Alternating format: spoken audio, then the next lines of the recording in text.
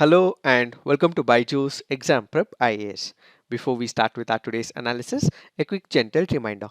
Byjus Exam Prep IAS has officially launched its Telegram channel. What is that you have to do? Follow the link given in the description box or scan this QR code.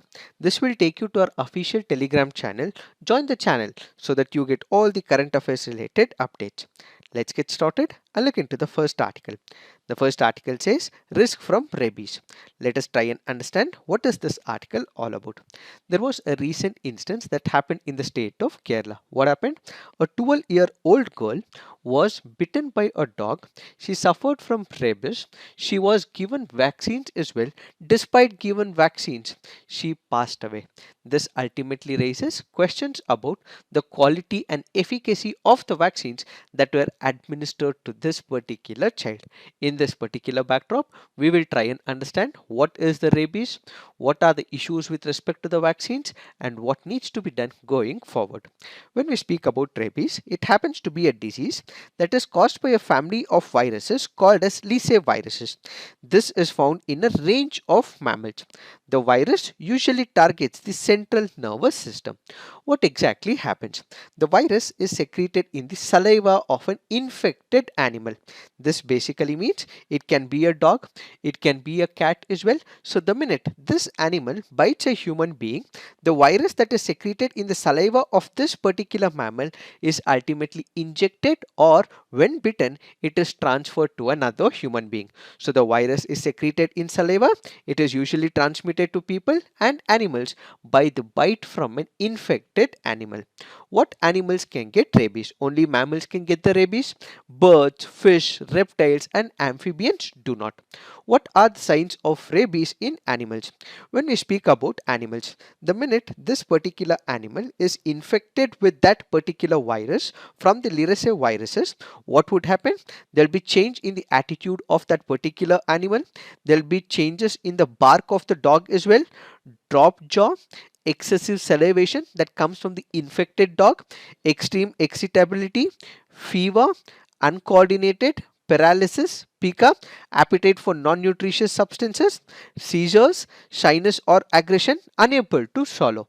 So basically, once the rabies enters the body of a dog or any of the mammal which is getting infected, it travels along the nerves to the brain of that infected animals. So animals with rabies show a variety of signs including fearfulness, aggression, excessive drooling, so on and so forth, as mentioned in this pic. These are the symptoms with respect to the animal. What happens to the human beings if an infected animal bites a human being? In that particular case, what would happen? There are a couple of symptoms. Symptoms include fever, pain, unexplained and unusual pricking, burning sensation in that particular area. So basically, rabies, which happens to be a virus, attacks the nervous system and is fatal with one symptoms is passed to humans through bites and scratches from the infected animals. How do they travel?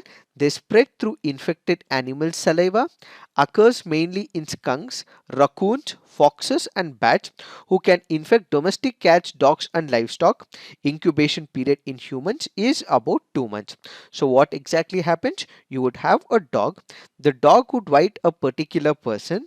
The virus infects the central nervous system. Then the brain becomes inflamed and the virus travels into the nerves, multiplies in other organs as well. So if animal tests positive for the virus, or if animal cannot be tested, person will be given vaccine to prevent rabies from developing. So what are the symptoms? Basically, this will include fever to that particular person. Then it can be body pain as well. And wherever the dog is bitten, in that case, there'll be a lot of pricking that takes place in that particular area. If we look into the statistics, the center says from 2016 to 18, around 300 laboratory confirmed rabies deaths were reported in India. The World Health Organization says India is endemic for rabies and accounts for 36% of the world's deaths. The true burden of rabies in India is not fully known, although, as per available information, it causes 18,000 to 20,000 deaths every year. About 30 to 60% of reported rabies cases and deaths in India occur in children under the age of 15 years, as bites that occur in children often go unrecognized and unreported. 95% of the deaths associated with rabies occur in Asia and Africa.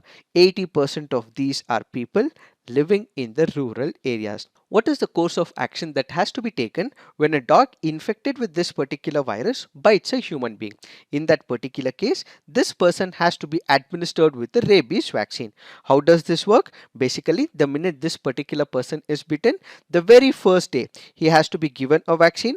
This has to be followed on the third day, 7th day, as well as the 14th day, and according to the World Health Organization, it would also be safe if this person is administered with a vaccine on the 28th day as well. So the day where this person is bitten is the first day, then third day vaccine has to be given, 7th day, 14th day, and this has to be followed by the 18th day. How is the vaccine made? Whenever we speak about vaccine, what we will have is an inactivated virus. So what will the body feel? So whenever this inactivated virus in the form of a vaccine is given to a particular person, the body may assume that there is an external pathogen that is entering into the body. So what it does, it creates its own antibodies. Similarly, so whenever an inactivated virus of this particular vaccine to do with rabies is introduced, antibodies are created. What are the ways of administering vaccine to an individual? One is what is called as post-exposure prophylaxis. The other happens to be pre-exposure prophylaxis. What is this post-exposure prophylaxis? Let's say there is an individual who is bitten by a dog. So after a person is bitten, when a vaccine is given, it is called as the post-exposure prophylaxis. And when it comes to pre-exposure prophylaxis, it is usually administered to the veterinary doctors. So this is taken as a precautionary measure. The advantage of this is that one does not need a immunoglobulin injection, and two subsequent shots of the vaccine will suffice for the full protection. However, the World Health Organization does not recommend PrEP as a general preventive. Are rabies vaccines easily available in India? According to Health Ministry, there are at least 6 rabies vaccines approved for India. They all contain inactivated virus made of duck, chicken or human cell cultures and are marked as safe, efficacious and with long immunity. Whenever we are speaking about these vaccines, it can be administered at the government hospital. It can also be administered at the private hospital as well. If it is at the private clinic, it may go up to 500 per dose.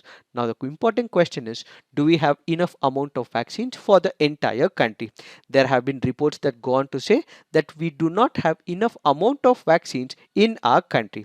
The shortage is due to lack of firm orders from the government and also late payments as well. If there are private companies who are engaging in the production of the vaccines, what they require is that the government ordering for the supply. Since the government is not ordering for the supply on a periodic basis and also the payment is not made on time, there are a number of private manufacturers of the vaccines who have stopped the production. So we do not have enough amount of vaccines that are stocked up in the private as well as in the government is the first major concern. In fact, we've also had the Delhi High Court, which has also directed the center and the state government and the municipal bodies to have enough supplies when it comes to these rabies vaccines. Apart from this, many people do not have knowledge about the vaccines and the treatment is still inadequate in India. There are people who know what course of action has to be taken when a dog bites a human being, but there are many people as well who do not know what needs to be done. People immediately wash that particular area, apply soap to that area, put antiseptic as well, but there are many people who also follow myths as well and they start applying tobacco, chili powder, so on and so forth, ultimately damaging that particular area and enhancing this infection as well.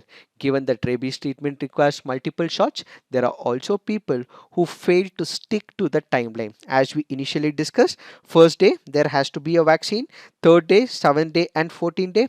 Because people do not manage this particular timing, this infection further increases to certain section of people. The health ministry has also said that they have no centralized database of vaccine availability being a state procured product, but that shortage has been reported in Punjab, Haryana, West Bengal and Karnataka. So we do not have a centralized database for the procurement of the vaccine is another major concern. Does it mean vaccines are only given to the human beings? No. Vaccines are also given to the dogs as well, so that they do not infect, they do not transmit these viruses from the dogs to the human beings. In fact, we have the government of India which has come up with National Action Plan for rabies elimination, which aims to vaccinate at least 70% of all dogs in a defined geographical area annually for 3 consecutive years. With this, a degree of herd immunity is expected, leading to eventual elimination within few years. And at the same time, the government is also giving awareness to the people as well, so that we can bring an end to the menace of rabies. It is this that we have to understand with respect to this article. Now let's look into the next article. This article says, what is the G7 planning on Russian oil? Let us try and understand what is this article all about. We have the finance ministers of all the G7 countries, which includes US, Canada, UK, France, Germany, Italy and Japan. Then we also had the European Union as well. They have come up with a plan. What is this plan? They want to finalize and implement a comprehensive prohibition of services which enable maritime transportation of Russian origin crude oil and petroleum products globally unless they are purchased at or below a price cap they will fix. Let me explain this with the help of an example. Let's say, for example, that 1 barrel of oil is currently costing about $100. This is just an hypothetical example. So what is the G7 planning to do? This oil, which is currently costing at about 100 per barrel, if it is exported from Russia, they will fix a particular price cap. So they would say that if any other country is importing oil from Russia, they would impose it at a particular price, let's say hypothetically at about 50 per dollar.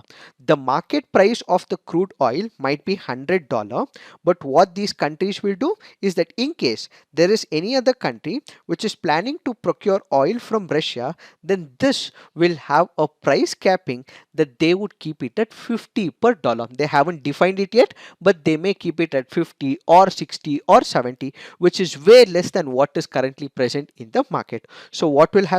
The amount of money that Russia is currently receiving is about 100 per barrel in the international market. Now it is being reduced to about 50 or 60.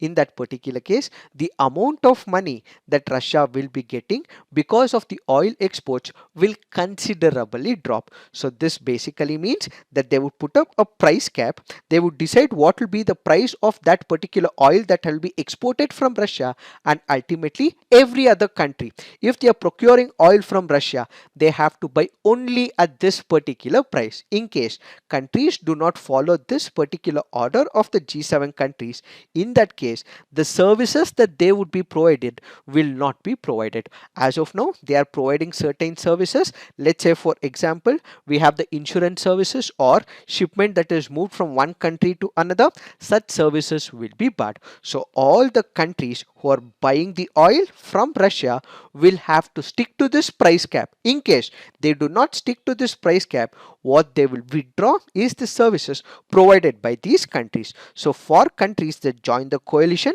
it would simply mean not buying Russian oil unless the price is reduced to where the cap is determined, which basically means if they are part of this particular coalition, as per the G7, if any other country is procuring the oil, they will only pay what is being decided by the G7 countries, and if they are not part of this particular coalition as imposed by G7, in that case, then other services provided by the coalition countries like insurance, currency payment, facilitation and vessel clearances for this shipment will not be provided. So this basically means that the G7 will decide on one of the prices. This will be way less than what is provided at the market level. If countries want to buy, they would be able to buy this particular product at the predefined price as decided by G7. So they will get the services if they buy it at the market price or as per what Russia is selling. In that case, the services will not be provided by the G7 countries. Why have the G7 countries decided this? That is because they basically believe that most of the income that Russia is deriving right now is from the export of oil. If we hit on it, they would not be able to fund the war expenses in Ukraine, which is why they have come up with this particular issue. Added to it, there is skyrocketing inflation as well. If inflation has to be reduced, what we have to hit is on the oil exports. So they have come up with this particular decision. If we look into the statistics, Russia produces close to 11 million barrels per day of crude oil. It uses roughly half of the output for its own internal demand, which presumably has increased due to higher military fuel requirements, and exports 5 million to 6 million barrels per day. What do we mean by it? It basically means Russia is a major player in the global energy market. It is one of the world's top 3 crude producers, and it is usually in tug of war between Saudi Arabia and United States of America when it comes to the production of oil. Today, Russia is the second largest crude oil producer in the world, behind the United States of America, ahead of Saudi Arabia, but sometimes that order also shifts as well. Russia earned about $110 billion in 2021 from oil exports, twice as much as earnings from the natural gas sales. So as of now, the focus is only on oil and not on the natural gas for the G7. Why? That is because when you consider the European countries are banking on the natural gas from Russia, so they are focusing only on oil and not on the natural gas. So the minute this happens, they feel that they would be able to impose sanctions on Russia, and ultimately Russia would not engage in the future course of wars with Ukraine. How has Russia reacted to the plan? Russian President Vladimir Putin has lashed out at the plan, warning that Russia would not supply anything at all if it contradicts Russian interests, and will it have any impact on India. As of now, India has clearly said that we have United States of America, which has imposed sanctions on Iran. It has imposed sanctions on Venezuela as well. So India is not able to import from Iran or from Venezuela. If such a coalition comes together, imposes sanctions on Russia, where should India impose its oil resource? So India as of now is focusing on its own interests. It is not listening to United States of America, and in all likelihood it may continue to buy or import oil from Russia as well. And at the same time, what we will continue to have is the rupee rumble payment mechanism, and sanctions may not impact India that much because India is keeping its own interests in the present situation, and India may not become the part of the G7 coalition, is what is this article all about. It is this that we have to understand with respect to this article. Now let's look into the next article. This article says new adoption rules create confusion. Let us try and understand what is this article all about. First, let us understand the meaning of adoption. We have two types of parents. One is what is called as the biological parent. The other is what is called as the adoptive parent. Who is this biological parent? A biological parent is a are people who have given birth to that particular child. So when it comes to adoption, what exactly happens? A child is permanently separated from the biological parent and it is lawfully given to the adoptive parents. Yes, it is the biological parent who have given birth to that particular child. Now all the rights would be withdrawn and rest of the rights would be given to the adoptive parents. So the adopted child enjoys all the rights, privileges, responsibilities that which is associated with the biological parent now to the adoptive parents. So the adoptive parents will have all the responsibilities of this particular child, and at the same time this adopted child will also get all the hereditary rights as well. In India, when we speak about legislations to do with adoption, there are two important legislations. One is the Hindu Adoption and Maintenance Act of 1956. The other happens to be the Juvenile Justice Care and Protection of Children Act of 2015. This includes Juvenile Justice Care and Protection of Children Model Rules of 2016 and Adoption Regulations of 2017. who can be adopted. Let's say there is a child who is an orphan, or he has been abandoned as well, or there is a surrendered child who has been declared legally free for adoption. Such children may be adopted by the adoptive parents. This also happens under the provisions of the JJ Act of 2015. So what is the formal process of adoption in India? In India, CARA functions as the nodal agency for adoption in India. A database of children and registration of prospective parents is done on a centralized child adoption resource information and guidance system, which is maintained by CARA. What does CARA stands for? It stands for Central Adoption Resource Authority, and this happens to be an authority under the Ministry of Women and Child Development, and it basically deals with adoption of orphaned, abandoned, surrendered, and that which is associated with all the adoption proceedings. So basically, this happens to be a nodal body for the adoption of Indian children and is mandated to monitor and regulate in-country adoptions. Also note, the nodal body is also designated as the central authority to deal with inter-country adoptions as per the provisions of the Hague Convention.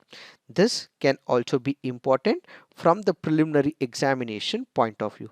What is this article speaking about? Currently, if you look into this article, Parliament had passed the Juvenile Justice, Care and Protection of Children Amendment Bill in 2021.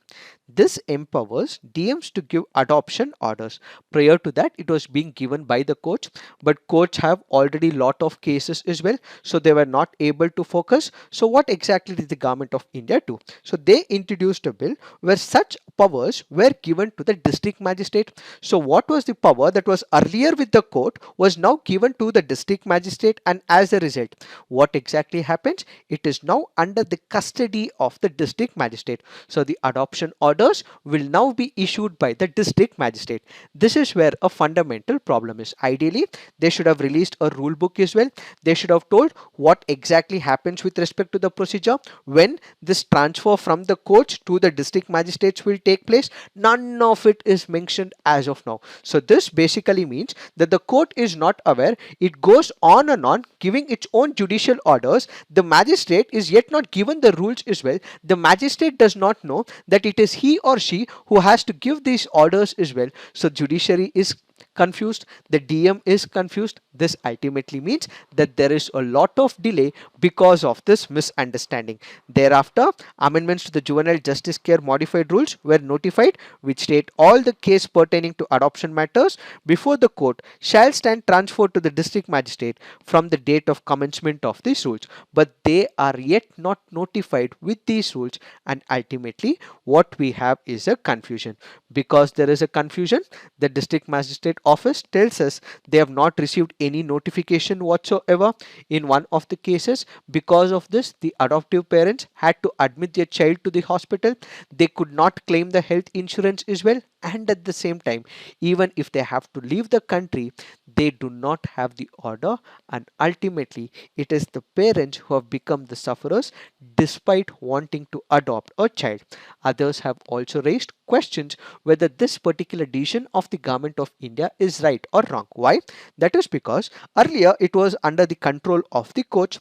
Now it is being given to the district magistrates as well, who are the executive. The executive already have a too much of work as well. They would be controlling a lot of affairs in a particular district as well. They already have a lot of things to do. Will they now be able to take this as a new work under the existing work? So they are already filled with a lot of work. If this work is also given to the district magistrate, will they be able to do it efficiently is one more question. If they have to expedite, there can also be a rise of corruption issues, says this article.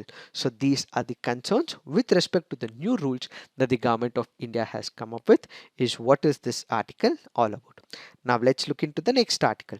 This article says, why cloudburst forecast in India still remains elusive. Let us try and understand what is this article all about. First, we have to understand the meaning of cloudburst. As per the IMD definition, over 100 mm of rainfall in 1 hour is called as cloudburst. It usually occurs over a small geographical region. Rainfall of 100 mm per hour translates to about 100 liters for every square meter where a cloudburst occurs. So for a small region of 20 square kilometer, it is about 2 billion liters of water in an hour. So basically, when it comes to the cloudburst, what is it? It is for a small region that excessive rain happens in a particular area is what is called as cloudburst. Cloudburst can happen anywhere. It can happen in plain region. It can also happen in the hilly region as well. But most of the times it happens in the hilly region because of the atmosphere in that particular area. Tall cumulonimbus clouds causing cloudbursts can develop as the moisture updraft happens rapidly, 60 to 120 kilometers per hour. Cloudbursts occur mostly over the rugged terrains over the Himalayas, Western Ghats, northeastern hill states of India, and in India. Cloudbursts often occur during the monsoon season when the southwest monsoon winds bring in copious amounts of moisture inland. If we have to take the example of cloudbursts, recent cloudbursts that caused significant devastation occurred over the Himalayan foothills in Himachal Pradesh, Ladakh, and Uttarakhand. Cloudbursts were reported from the northeastern states and western Ghats states during the current monsoon season. On July 8, 2022, flash floods occurred in Lidhar Valley en route to Amarnath Temple in Jammu and Kashmir, taking the life of several pilgrims as well. Now the question is, cloudbursts are happening. Why are we not able to get apt information? The IMD is able to predict. It is able to predict the weather changes as well. It is able to predict rainfall pattern as well. But why is it not able to predict when it comes to the cloudburst? That is because as of now, satellites have failed to detect cloudburst system as the resolution of the precipitation radars are much smaller than the area of the individual cloudburst. One, the satellites are extensively used in detecting large scale weather monsoon system, but then this cannot be used for the cloudburst because it happens for a very small area and we do not know when these clouds can actually form in a particular area. And at the same time, what we can make use is of the precipitation radars, but this precipitation radars, if it is used, it is a costly affair. On one side, satellites cannot be used because you do not know when exactly the cloud formation happens, when it can drop. But if you are making use of the radars, where are you going to insert these radars? How many radars are you going to have in a particular area? And even if you're doing it, it's a costly affair. So we do not know where exactly it happens, and that is why it is kind of becoming an uncertainty. So this article currently goes on to say multiple Doppler weather radars can be used to monitor cloud droplets, but then the problem is, how are we going to get it? Multiple Doppler weather radars can monitor moving cloud droplets, help to provide forecast for the next 3 hours, but radars are expensive and installing them widely may not be feasible. The change in monsoon extremes and cloudbursts are in response to 1 degree Celsius rise in the global surface temperature. This may also be because of the climate change variations, says this article. So this article in a nutshell basically says that we have the cloudburst. Cloudburst may happen in the plain region, it may happen in the hilly region as well, but mostly occurs in the hilly region, and because it occurs in the hilly region, we are not able to find out when it is being occurring. The satellites are not able to help us. We can make use of the multiple Doppler weather radars, but this is costly and it is not feasible, says this article. It is this that we have to understand with respect to this article. Now let's look into the next article. This article says, how does a COVID nasal vaccine work? The article here is speaking about nasal vaccine. When it comes to the methods of vaccination, we have 3 methods. One is the oral route. Oral route is administered through drops to the mouth. Then we have subcutaneous route. Injections are administered into the fatty tissue found below the dermis and above muscle tissue. And then we have the intermuscular route. Intermuscular injections are administered into the muscle through the skin and subcutaneous tissue. So these are the different ways. Now what we have is the nasal vaccine. The Drugs Controller General of India has cleared Bharat Biotech's intranasal COVID-19 vaccine for use. This is India's first nasal vaccine against COVID-19. So instead of it being administered via the injection to the muscles, what we will have is a nasal vaccine which will be administered through the nose. So what are these nasal vaccines? The vaccine dose is given via the nose rather than orally or through the arm, as the target is to deliver a dose which goes right into the respiratory pathways. The vaccine is either injected through a specific nasal spray or through aerosol delivery. Intranasal vaccines are best suited to protect against pathogens that enter through the nose like the flu or the coronavirus. How are the nasal vaccines different? It's hard for a shot in the arm to form loads of virus fighting antibodies inside the nose where the coronavirus latches on, but a nasal vaccine might offer a new strategy to prevent the infections. So this Bharat Biotech's nasal vaccine uses a chimpanzee cold virus to deliver a harmless copy of coronavirus spike protein to the lining of the nose, and these vaccines aim to overcome potential difficulties with mass vaccination, reduce the cost of doing away with the need of syringes as well as needles. Intranasal vaccines are also expected to cut down on the dependence on various trained personnel to administer the vaccine. However, there are challenges that are also associated with nasal vaccines as well. One, getting the dosage correct can be harder with nasal vaccines than a shot. If someone has a stuffy nose or sneezes out a part of the vaccine before it's completely absorbed, this can also result in lower than the desired dose. These are some of the advantages and challenges when it comes to the nasal vaccine. There have been number of studies that have been conducted as well, and one of the studies that was conducted in United States of America at Washington University goes on to say that nasal delivery of the vaccine creates a strong immune response throughout the body, especially in the nose and respiratory tract. In animal studies, the nasal vaccine prevented infection from taking hold in the body. So in fact, studies have also said that nasal vaccines have much better efficiency. However, what we have is certain concerns. What are these concerns? One, when it comes to Bharat Biotech, it has not announced their trial results and it has not released the data as well. Whenever clinical trials are conducted, this data has to be released. How successful it is, how efficient it is, this data is yet not released. So this article currently goes on to say that if this nasal vaccine has to be a successful one, the data with respect to the clinical trials should be given out in the general forum so that people can trust this nasal vaccine, is what is this article all about. Now let's look into the next article. This article says Army Chief reviews Parvat Prahar. The article here is speaking about two exercises. One is Parvat Prahar, the other happens to be Gagan Strike. Where did Parvat Prahar take place? It happened in the region of Ladakh. This exercise showcased the capabilities of the Indian Army to carry out multiple operations in the high altitude mountains of the Ladakh sector. The exercise also saw the deployment of all new major inductions to the army. So this basically meant that they made use of the Chinook heavy lift helicopter, and at the same time they also tested the K9 Vajra howitzers as well. So this is an exercise where the army showcased its operations where in the Ladakh region in the high altitude mountains. That is what is called as exercise Parvat Prahar.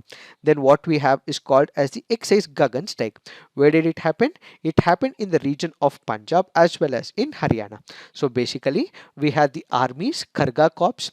We also had Indian Air Force as well. They conducted a joint exercise to showcase the might and prowess of the armed forces and also coordination between the army as well as the air force.